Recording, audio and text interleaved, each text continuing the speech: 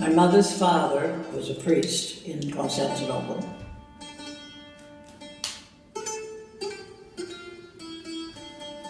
They came to America. And my mother was about 23 years old, and she met my father, who was in the Merchant Marine, and they married. And my mother was a teacher and had graduated in Greece. She had diplomas, which I had kept.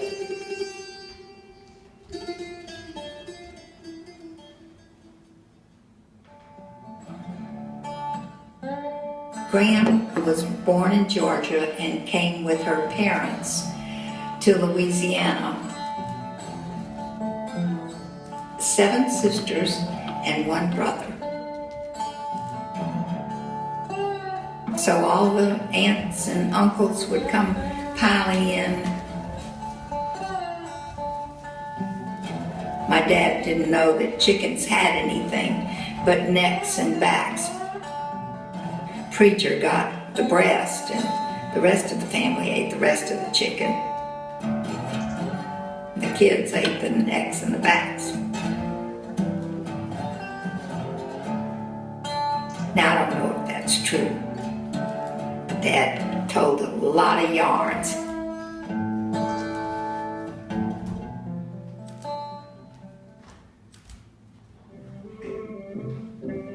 My father bought a house in Roxbury, part of a duplex.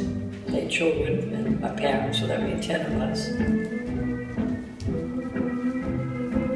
It was the house in which I was born. White frame house, big front porch, wasn't far off the street.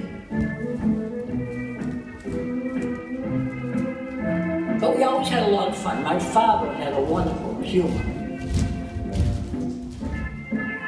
Always laughed and conversed and told jokes.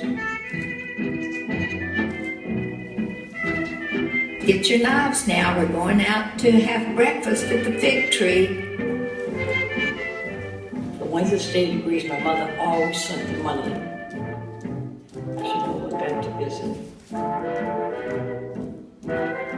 He often rode the mules so they wouldn't get their shoes muddy. The boys would be in one room because there weren't too many bedrooms, and then the girls would be in another room, so we decided we'd have like an amateur hour.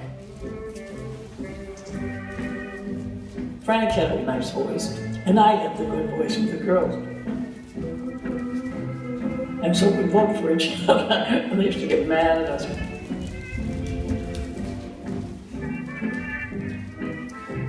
Grandma would tell everybody, brush your teeth and wash your feet before you go to bed. But she would always tell Daddy to just put on some of Idell's stockings because he didn't wash his feet very well. My sister Cleo and I especially loved to dance. And then my brother Billy was in a band. He'd bring the band up. Oh, we used to love it.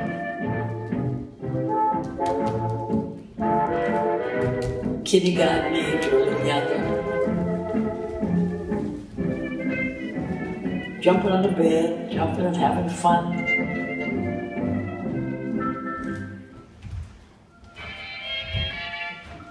And my mother was down in the kitchen, washing her hair.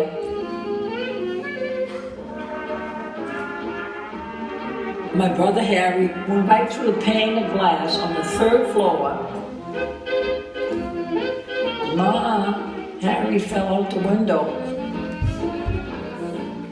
And my mother, her hair was wet, she's holding him. She was nuts. He's all blind. And he never got really hurt. Graham decided that she was going to sew for me and make me a dress. When I was little, I used to take dancing, and my sister Anna made me a dress. Crepe paper. Beautiful skirt, colorful. And before long, she had a dress. It was kind of a pinafore. I just thought it was beautiful. It had a tiered skirt, which I thought was the grandest thing. And so I could dance and turn around, and the dress flared out. It was pale green with little white flowers.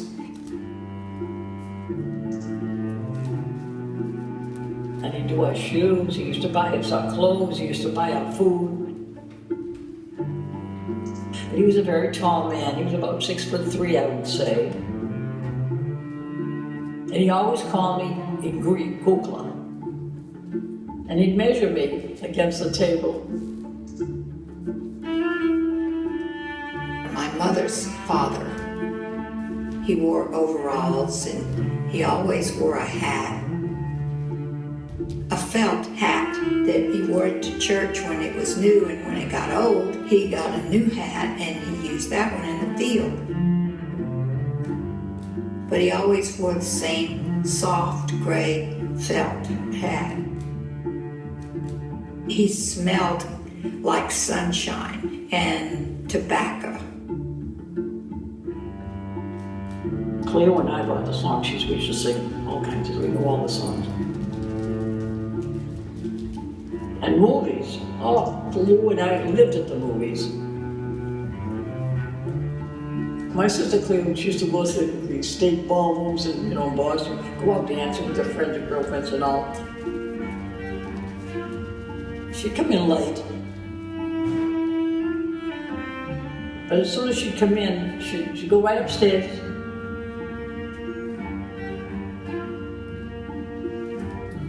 Cleo would ignore my mother. She'd go right upstairs.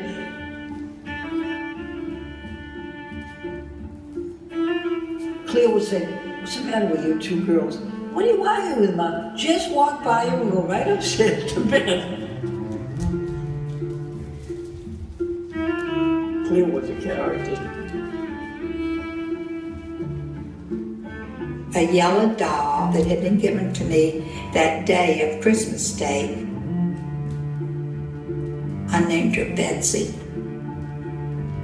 But I decided to leave the doll in the car because I knew that ditch was muddy. Just the boards across it. He started waving his hands and saying, come on, and encouraging me like he would at one of the horses or something. So I took one step after another, fell into his arms, and I felt so good that I had done it. Cabby was pretty heroic in my memory. In those days, you'd have parties for name day.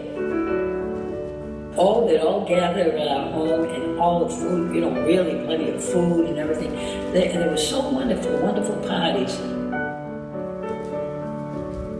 Martha Winters, born almost 200 years ago now. I'm 85, and she was in her 90s when she died, and I was 12 years old. I can just see her in her little gray dress. It would be a little print dress made of cotton. A little cloth belt that kept it together with one little button on it. But she was so slender, so tiny, that she never rumpled that belt, ever. And I can see her with a bucket going out to feed the chickens and making butter. 1939, I graduated girls' high school, all girls. And George and I married in 41. And then he went into service in 42. But we bought a house in Newburyport. Times in the country were always, the days were so long.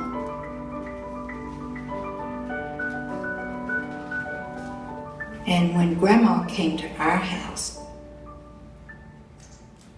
she brought a small trunk. Everything she needed. Cashmere bouquet soap. And there's certain soaps that I can still smell that smell like Grandma. And the last time I remember her coming, I was 11 years old. We were living in East Texas, Orange, Texas.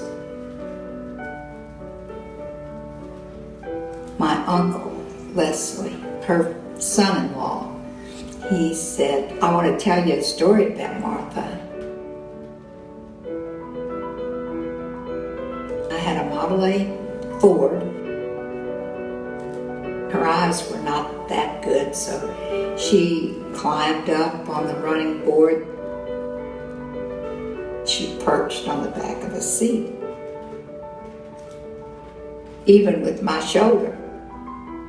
What you doing up there, Marthy? Well, I'm ready to go. And he said, why don't you sit down on the seat beside me? That's where you sit. This is a car now. This is not the wagon. So she said, don't you ever tell that, Alec Parker. Don't you ever tell that story on me. So that was one of the stories about her. You learn. I learned how to make baklava watching my mother. Fuludake. Learned from watching my mother. My mom, who was kind of a flapper woman, she was always pretty daring, and not very many women would leave town by themselves in a car with a child. Leo lived till she was almost 99. And now here I'm 95 now. Been a wonderful life. Really has.